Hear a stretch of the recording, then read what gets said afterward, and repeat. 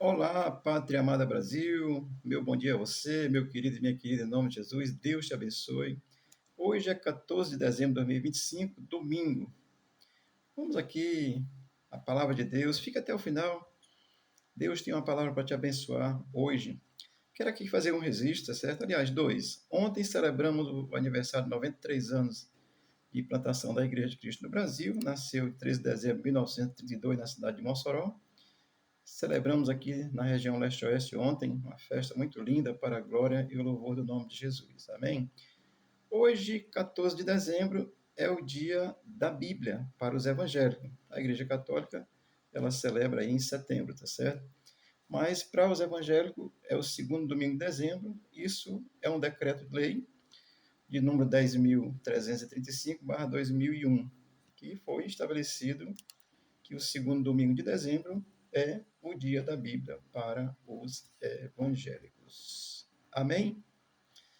Vamos aqui à palavra de Deus, o nosso texto hoje, como é o dia da Bíblia, eu vou ler esse texto, 2 Timóteo 3, 16, 17, que diz assim: Toda a Escritura é inspirada por Deus e útil para o ensino, para a repreensão, para a correção, para a educação na justiça, a fim de que o homem de Deus seja perfeito e perfeitamente habilitado para toda boa obra. Amém. Tem todo o contexto, mas vamos aqui aprender um pouco com esse texto, certo? Paulo escrevendo a Timóteo. Por que Paulo escreve isso, querido? Porque desde o princípio, desde o começo, as pessoas têm negado a Bíblia, têm negado a verdade que é Cristo. A Bíblia ainda não estava nem escrita como está hoje. Mas desde o princípio, o gnosticismo vem negando a palavra de Deus e hoje o gnosticismo aparece hoje em forma de cristianismo progressista, tá certo? Então, a Paulo escreve na Timóteo, ele vai dizer para Timóteo, o detalhe é o seguinte, meu irmão, a escritura é inspirada por Deus. Então, essa expressão, ela revela o caráter de Deus na escritura. Amém? Então, toda a escritura é inspirada por Deus, toda. De Gênesis a Apocalipse é inspirada por Deus. Pedro entendeu a seguinte situação depois que se converteu. O detalhe é se converter, tá certo? Isso é um detalhe fundamental. Pedro, depois de convertido, escreve o seguinte, 2 Pedro 1, 2, 1, 21, 20 e 21. Sabendo primeiramente isto, que nenhuma profecia da Escritura é de particular interpretação, ou seja, é própria da pessoa em si. Versículo 21. Porque a profecia nunca foi profetizada por vontade de homem algum, mas os homens santos de Deus falaram inspirados pelo Espírito Santo, desde o princípio até hoje. Quem fala da palavra de Deus, precisa falar inspirado pelo Espírito Santo de Deus, não vai falar heresia. Olha, eu vou destacar aqui, dentro desse texto, algumas finalidades da revelação da Escritura Sagrada para quem crê. O texto 16 vai dizer que é útil para o ensino. Olha, todo ensino que você quiser, você encontra na Escritura Sagrada, até as heresias. É só distorcer a palavra, você cria uma heresia. Tá certo? Então, ela é útil para o ensino. Então, a Bíblia, ela nos ensina sobre qualquer assunto. Por quê? Porque ela fala da palavra de Deus, porque ela fala as verdades de Deus por essa sabedoria que vem de Deus. E Deus é pleno saber. É um dos atributos de Deus é a sabedoria. Então, ela é útil para o ensino. Quer aprender algo, meu querido? Leia aí a palavra. Quer aprender como que tem que deixar de trair a mulher? É só ler. Você vai encontrar outras coisas. Você quer ser um bom comerciante? A Escritura também ensina. Não é para vender Jesus, mas para saber fazer negócio mesmo. É normal. Mas assim, a Escritura ela é útil para o ensino em todos os aspectos. Provérbio 9, 10, o autor de Provérbio diz o seguinte: o temor do Senhor é o princípio da sabedoria, e o conhecimento do santo a prudência. Então, que busca o ensino de Deus com temor a Deus, não é medo, não, é respeito a Deus, tá certo? Tem prudência, você é alvo da sabedoria e você pode aprender com Deus pela Escritura, ela é útil para o ensino. E o versículo 16 vai continuar dizendo ainda, para a repreensão. Ora, Deus é pai, e o pai repreende o filho, assim, a gente como pai, às vezes pode errar, porque somos humanos, mas Deus não erra. E nós repreendemos nossos filhos quando entendemos que uma coisa não está tão agradável e tal. Isso é natural. Então, Deus, como Pai, ele repreende os filhos quando erram. Amém? Olha, preste atenção uma coisa, querido. Porque desde o princípio que eles negam a palavra de Deus, lá foi o gnosticismo e outros grupos mais, hoje é o cristianismo progressista e outros mais aí. Olha, o cristianismo progressista, ele diz o seguinte, que Deus é um Deus mau porque repreende. Sabe por quê? Porque os progressistas não aceitam repreensão.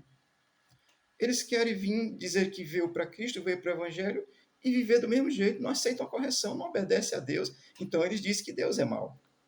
É, isso é uma compreensão deles. E aí você vem, você vai, fica, está aí, e você não muda de vida porque você não aceita a repreensão, é rebelde. Isso é cristianismo progressista, é engodo, é engano, presta atenção, tenha cuidado. É o evangelho do venha para Cristo, venha como está e permaneça pior ainda. É porque veio para a luz e está sendo trevas, aí desgraçou. Então, querido, olha, a repreensão, ela é de Deus, porque Deus é Pai. Amém? O cristianismo que não confronta, que não repreende, que não corrige, é o cristianismo de homem, quem sabe de demônios, tá certo? Hebreus 12, 6 diz assim: porque o Senhor corrige a quem ama e açoita qualquer que recebe por filho. Você é recebido por filho pela fé. Isso é a condição de se tornar filho de Deus, João capítulo 1, versículo 11. Se você se torna filho de Deus e não aceita uma repreensão de Deus, que filho é você? Você é um filho rebelde e não é filho. E o texto vai dizer também para a correção. Olha, repreensão e correção têm uma certa semelhança, mas deixa eu dar aqui uma informação. A repreensão ela é um tipo específico de correção, mais enérgica, severa, formal. Chama aqui e é repreensão, é repreender mesmo. Então, ela é ela representa assim, uma atitude mais dura de Deus mesmo, a repreensão. A correção, ela é um ato amplo, ela é bem mais ampla, ela entra a conversa, o bate-papo, a mão no ombro, meu filho, vem cá, se acalma. Então, a correção, ela vai trazer esse objetivo de ensinar por essa condição. Pode ser de uma forma firme, mas também pode ser de uma forma suave, mas de uma e de outra forma, ela vem adicionada, recheada com esse objetivo de ensinar, de mostrar, de ensinar com mais tranquilidade. Isso é a correção. A repreensão ela é mais ríspida. Tem hora que Deus fala que você se treme. E tem hora que ele fala e fala ali com o pai, escute, preste atenção, com calma. Então, essa diferença entre correção e repreensão é essa. A repreensão ela é um tipo mais enérgico de correção, e a correção em si ela é uma forma de repreender, corrigir, ensinar, mas com certo carinho, com certa conversa e tal. Amém? Entender essas coisas é importante, mas o cristianismo progressista continua, ele não aceita correção, não aceita repreensão, não aceita nada que confronte a ele, porque não é filho, é rebelde. O versículo 16 termina dizendo assim: para a educação na justiça. Ora, um outro atributo de Deus, que eu já disse aqui, a sabedoria, um outro atributo de Deus é a justiça. Deus é justo, querido. Assim, e é na palavra de Deus que nós encontramos o senso para ter uma mente equilibrada, para que busque essa justiça de Deus aqui na terra. Os homens são injustos, os seres humanos são injustos, e os que não têm Deus, então, só misericórdia. Contextualizar aí com o nosso ambiente de governo, pessoas injustas aí, malignas, né? Mergulhadas nesse socialismo marxista, são maus. Então, assim, ela é boa para a repreensão, para a correção, para o ensino, para a educação, nos ensina. Um crente é alguém que é educado pelo próprio Espírito de Deus, ele vai se tornar uma pessoa mais calma, mais tranquila e tal. Amém? Então, também para a educação, nos ensina. Eu vou ler aqui o Salmo 11, versículo 7, tem vários textos, mas eu vou ler Salmo 11, 7, que diz assim: porque o Senhor é justo e ama a justiça, e o seu olho e o seu rosto olha para os retos. Você vê na Bíblia, Deus olhou, Noé era um homem justo, olhou, fulano era justo e tal. Deus vê o justo, ele vê o injusto, vê o justo. Então, Deus, ele educa em justiça. Amém? Agora vamos aqui ao versículo 17 de 2 Timóteo 3. O 17, a fim de que o homem de Deus seja perfeito. Olhe, ninguém, ninguém é perfeito na perspectiva de Deus se ele não receber de Deus o perdão, a reconciliação, é do próprio Deus Pai através da fé em Cristo. Ninguém é perfeito diante de Deus.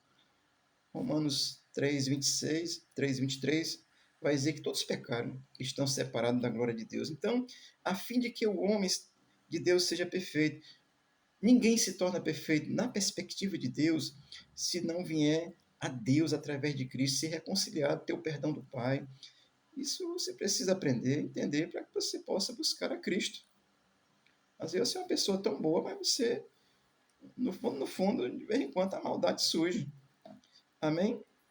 Então, eu vou ler aqui 2 Coríntios 5, 18 e 19, que diz assim: E tudo isto provém de Deus, que nos reconciliou consigo mesmo por Jesus Cristo e nos deu o ministério da reconciliação. Paulo falando isso. Isto é, Deus estava em Cristo reconciliando consigo o mundo, não lhes imputando os seus pecados, e pôs em nós a palavra da reconciliação, em nós que pregamos. Paulo, eu e todos que pregam o evangelho da verdade. Amém? Então, Deus reconcilia o homem, eu vou dizer ser humano, homem e mulher, com ele através da fé em Cristo, e sem essa reconciliação não tem possibilidade de qualquer perfeição diante de Deus. Quando ele olha para Cornélios, Cornélio era um homem justo, temente a Deus, orava, dava esmola. Mas Pedro precisa ir lá para que ele se converta e entregue sua vida a Jesus. Não é por ser bom, honesto e justo, não, é por crer. Aí você vai ser honesto e justo e bom porque você crê também. Amém?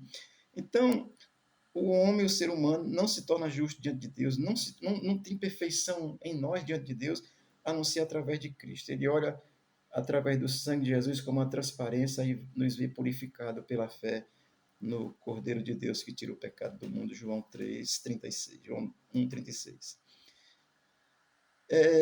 O versículo 17 vai dizer ainda assim: e perfeitamente habilitado para toda boa obra. Ora, os que são chamados em Cristo, por Deus, através de Cristo Jesus, eles são chamados para a obra de Deus. É fazer aquilo que Deus quer que se faça, pregue a palavra, fazer o que é justo, ser honesto, fazer as coisas direito, ensinar, mostrar que tem um caminho.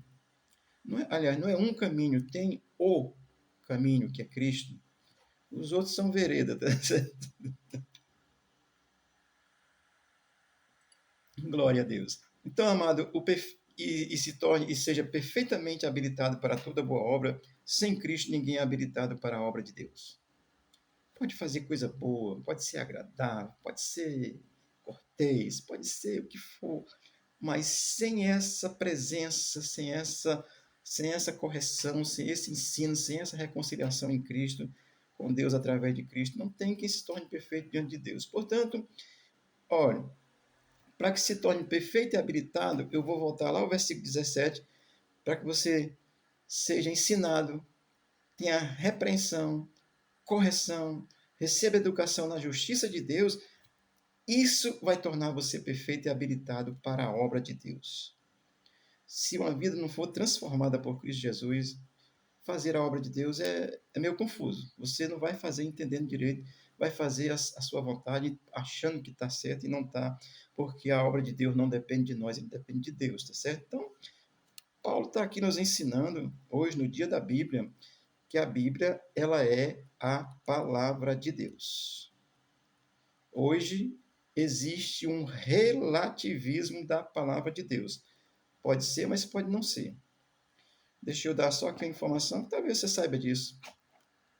A arqueologia marinha, aí, acho que ano passado, eu já vinham estudando isso, eles encontraram, lá na travessia do Mar Vermelho, eles encontraram resto de carroça do Egito, encontraram resto de osso de cavalo, encontraram resto de osso de ser humano. O que isso faz? A ciência está comprovando que a Bíblia é verdade.